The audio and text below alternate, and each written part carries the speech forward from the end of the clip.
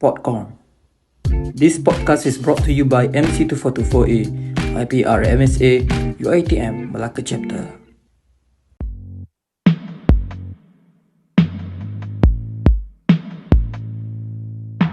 Hello everyone, welcome to Podcorn, a platform where we will talk about matters related with the SDG goals in this podcast.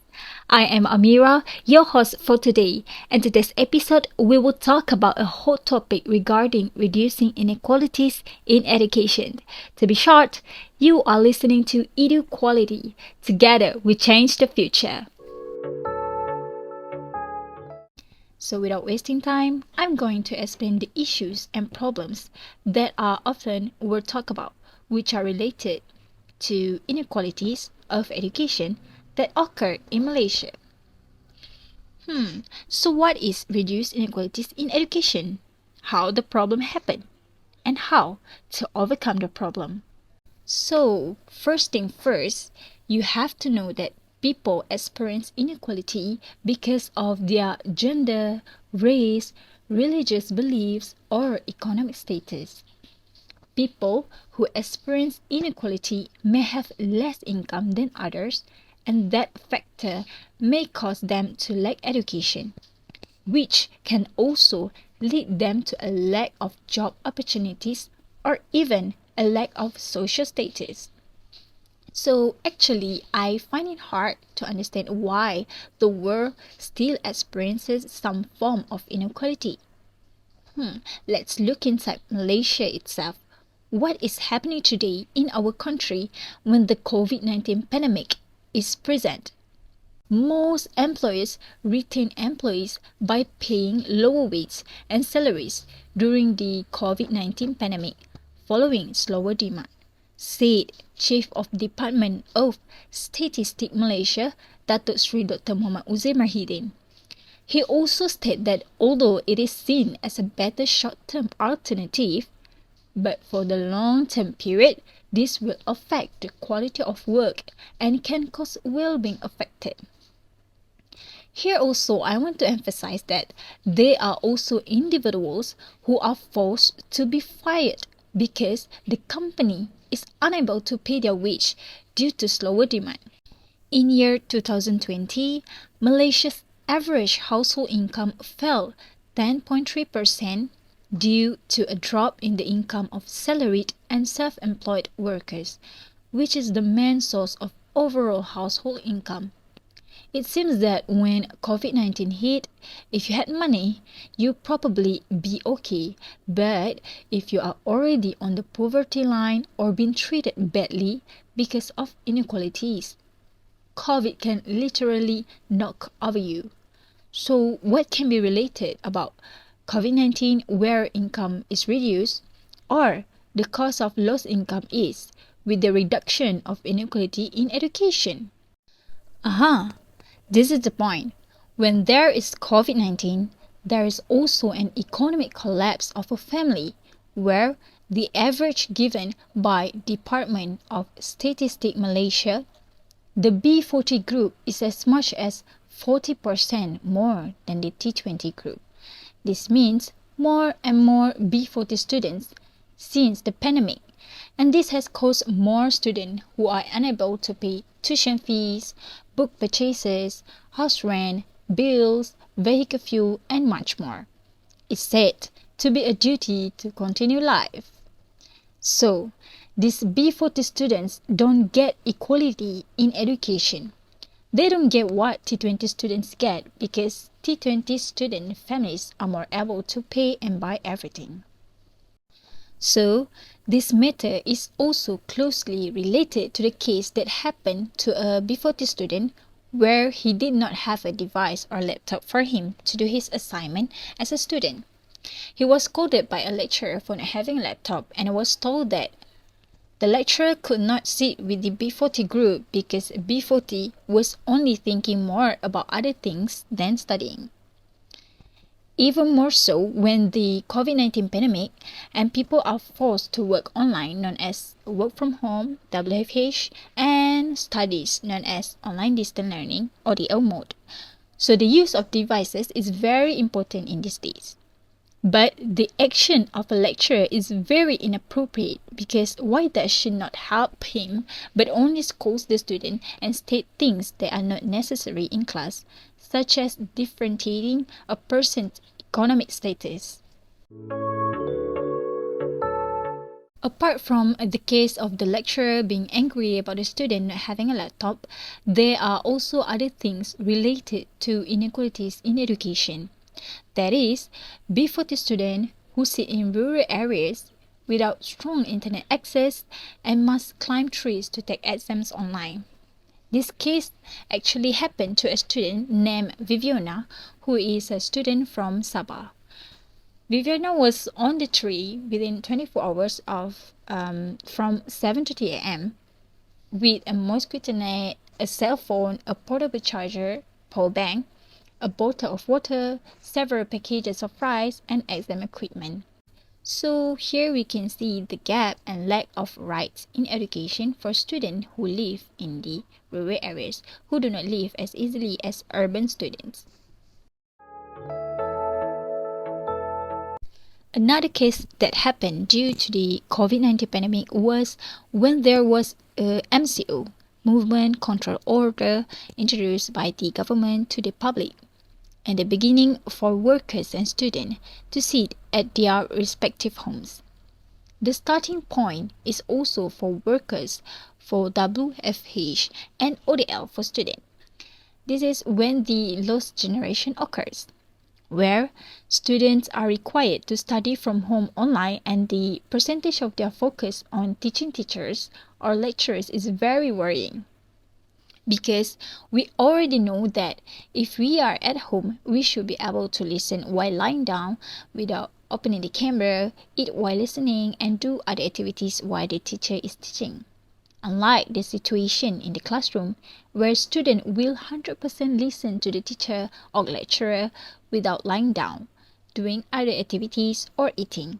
Consider what happens to our younger siblings and children in school also, particularly those who have just started school or are in preschool, are dealing with tough learning situation. Similarly, individuals who lose motivation, comprehending issues, and a variety of other learning challenges from basic school to higher education institutes and skills, causing us to lose a generation of heirs. Students feel anxious and worried because of financial bounds, challenging learning techniques, and uncertainty about academic progress and future employment opportunities. This lost generation did not get the right to equality in education since the existence of COVID and the introduction of MCO. I'm not saying that MCO is wrong, but there are other ways to help the students so that they get quality education like students before the COVID-19 pandemic happened.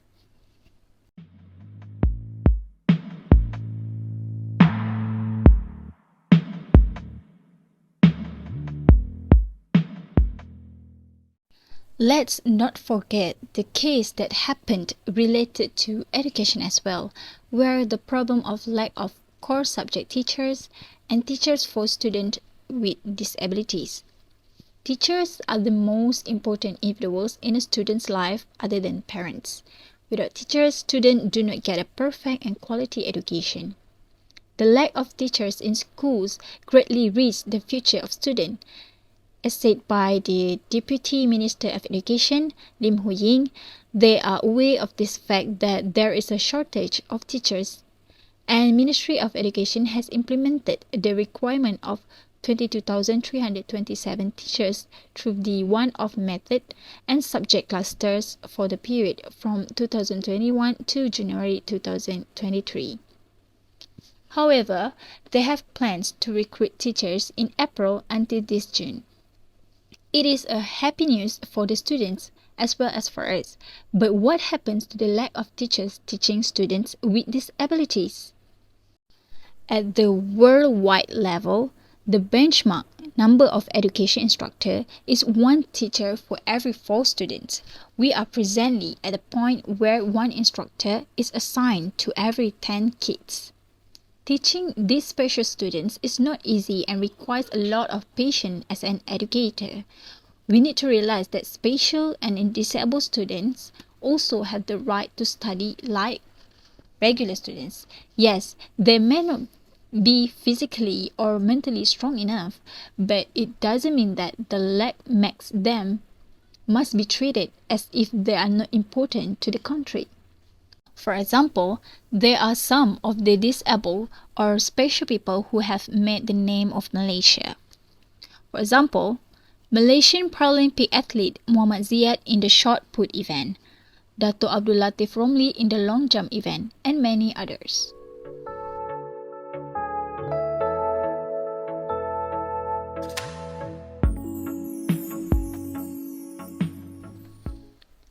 Malaysia's education policy attempts to eliminate income disparity via education by offering equitable chances. The government has made significant investment in education, providing free education through the Malaysian school system. However, educational disparity in terms of possibilities depending on socio-economic background persists. It is critical to address this issue in order to reduce economic disparity. Not just that, Malaysia's education returns range from 12% to 14%, demonstrating that education investment leads to better income and less economic disparity. Malaysia's education expenditure, which accounts for a sizable amount of the national budget, strive to alleviate economic disparity by providing more possibilities for individuals to gain workforce skills and knowledge.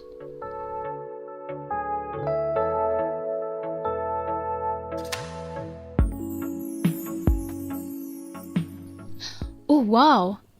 We are already at the end of our podcast today regarding inequalities in education. I want to state that we can overcome all these issues together. We can voice our rights on social media. The right to equality in education is very important for us, our future. We don't want a shattered future just like that. What will happen to our heirs after this? I am grateful because there are some cases that have been resolved by the government. For example, about fees, book purchases, and so on. The government has given financial assistance to students such as BSH, BKM, BPN, and BPR. The government has also resolved another device case that is hotly discussed every year, and now the provision of Parenti Siswa for B40 students has been achieved. Then, in the case of shortage of teachers, the recruitment of special teachers also started last April. So the problem that is still not solved is the problem of internet access for rural students and the problem of the lost generation where daily life does not stop with the use of gadgets. In Malaysia, non-governmental organization, NGO, and community organization are trying to reduce education disparity by offering opportunities, increasing literacy rate, and empowering marginalized population through education. So through education also, these organizations hope to empower students and communities. Mitigating education disparity in Malaysia necessitates a long-term commitment from stakeholders, such as the government, educators, parents, and also students. Addressing the underlying reason and adopting targeted remedies can result in a more equitable education system that provides equal opportunity for all students. By implementing policies and activities to enhance infrastructure, resources, and educational opportunities in rural and distant schools, as well as addressing gaps based on socio-economic status, ethnicity, and geographic location, can result in a more equitable education system for all students. So parents need to work together to encourage students and take simple initiatives. Maybe by doing activities together in free time in matters related to education. Parents can also try so that children don't get tired easily and give up on online education. Remember that young people are the backbone of the country. where will the country go without them? Thank you for listening. I hope this podcast could benefit you more about reducing inequalities in education. If you're getting value from this show, feel free to reach out to us at IPRMSA Malacca. And remember, if you want to support what we do, then share, subscribe, and leave a comment down below. Your girl is out and about.